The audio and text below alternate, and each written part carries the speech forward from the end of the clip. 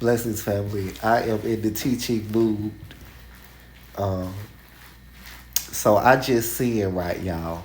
And we was talking about sin, people who sin on purpose and people who fall short of the glory. People who sin on purpose, let's say sinning on purpose is I got many sins and I don't want to correct none of those sins. Like I'm drinking, I'm smoking, I'm partying, I'm hanging out all night. That's a sinner or sinning on purpose. I like that lifestyle. I like all of that.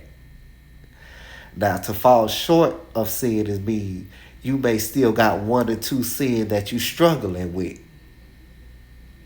You're struggling with. You're not going to conquer sin overnight because we were born in sin and we were shaped in iniquity.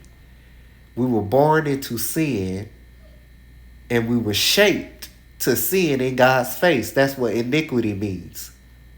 To sin in the face of God.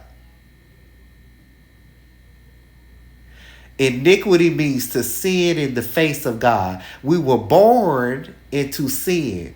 And you know, when I was a sinner, when I was sinning, when I was a on purpose sinner, they praised me.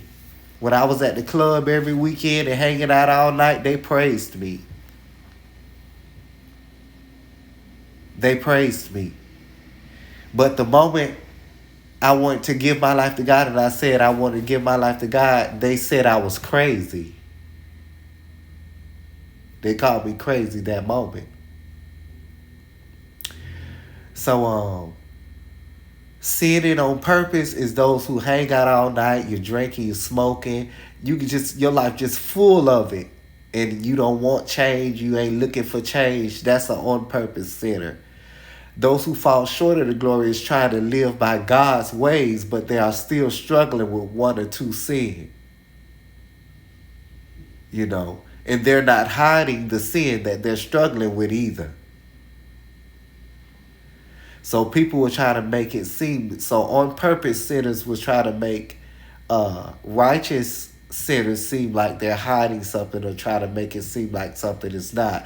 But that's why God exposes to reveal. God exposes to redeem. That's how you know the difference. Because God does not expose to condemn.